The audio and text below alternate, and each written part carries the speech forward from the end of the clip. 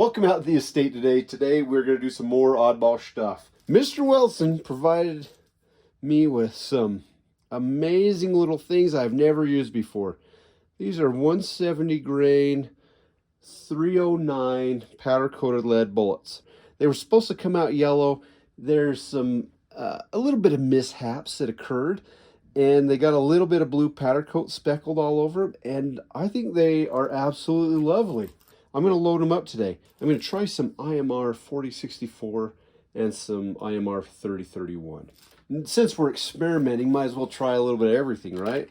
So I'm going to load up some of my thrift store finds right here and some other thrift store finds. I really like old stuff. Now check that vintage can out right there. Now that's probably from the, what do you think, the 90s? Something like that. Still made by DuPont. Tell me that ain't just the coolest thing on the face of this earth. A while back I sized these. Oh, snap.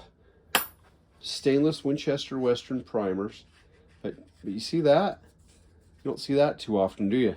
You know what? Since these are special load, we're going to use the special primers. So we've already decapped and sized it with this die right here. We're going to move over to this die. It's the bolt seating die, and it will also put a crimp onto the boolits. I did anneal these.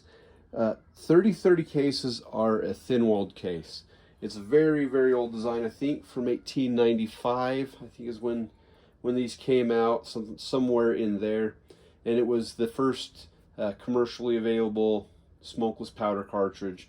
This thing has an amazing history, and it's super, super underrated.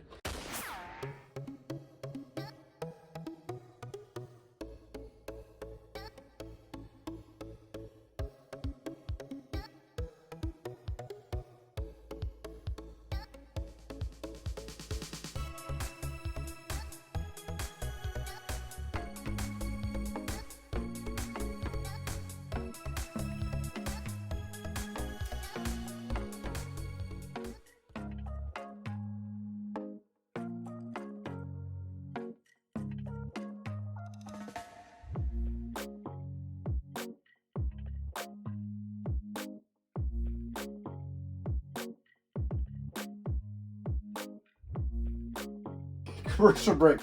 I had to call in a friend. I got some great information, and so now we're loading up some 3031 for these 100 and 110 grain boolits right here. And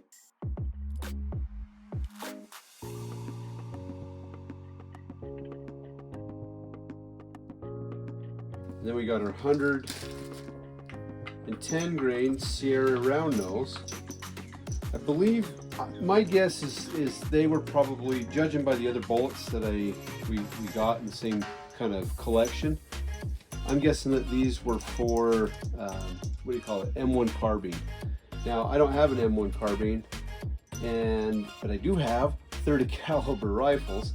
In that same batch, we got these sweet little, so we've got that little short jacket on them. But there's how they turned out. Now they may look a little bit funky to you because the different colors, but it basically has a yellow base coat and then a little blue dusting on it. And that dusting almost looks like it's from gloves that may have had blue powder on them and a little bit of red. I think those are awesome looking. What are you going to target first, sheepdog? Now this pisses me off. I really could care less. I could care less about the carrying, but what have they done to the rotten range? This is bullcrap. This is the stuff that gets us kicked out of going places and being able to have the opportunity to shoot on our own public lands. You dump your elk right here, the carcass, and then you leave the plastic. This is bullcrap.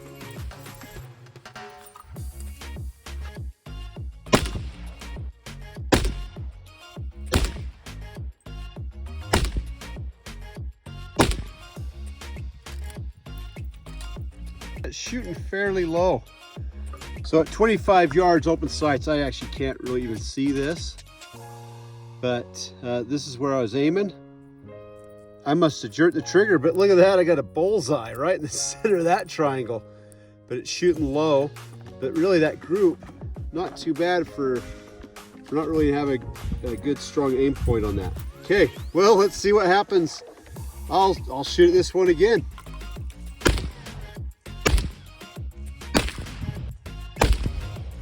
The group on the last one was a little bit better.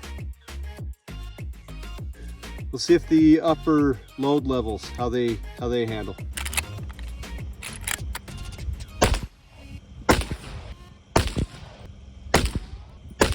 So this one is shooting a little higher, which you'd imagine because they're going a little bit faster.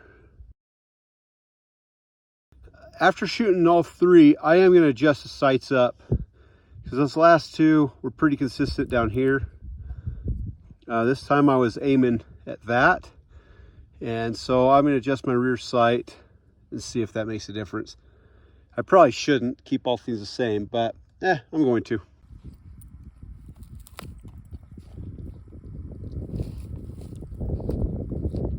This is how you know it's good. Right there. Oh, it touched me. Yeah, that's good stuff, ain't it, Sheepdog? Sheepdog, come on.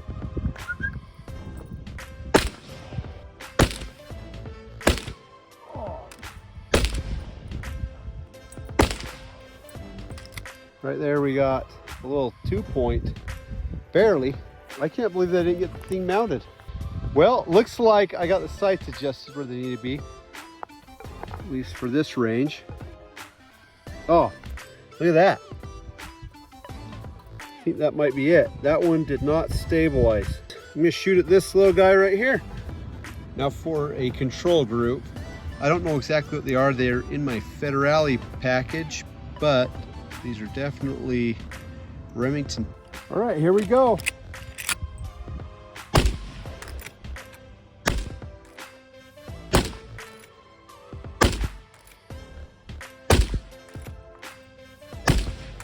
I could see that a little better.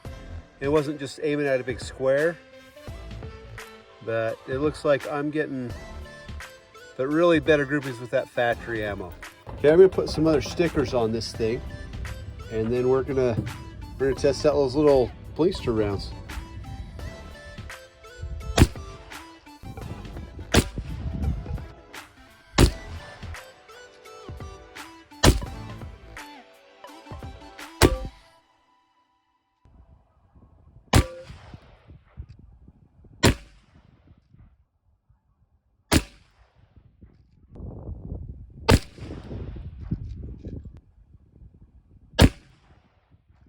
The first 5 shots, those were the 110 grain Sierras. So, and I don't know why. For whatever reason, I could see this triangle, but then when I was aiming at this one, it would all go blurry. These should have been the first 5 shots. And these ones plus whatever else got hit, I'm gonna have to review the video. But that, I'm pretty happy with. On this one, I was just having a hard time seeing anything, and the whole thing just went blurry. So I'm pretty happy. I'm happy with the results. I think I'm going to develop that 4064 with the 170 grain and test that out just a little bit more. So there you have it, a bunch of holes and a piece of aluminum. So once again, on our redneck ballistic materials testing, if you are hiding under stadium bleachers, they are not going to help you, not one iota.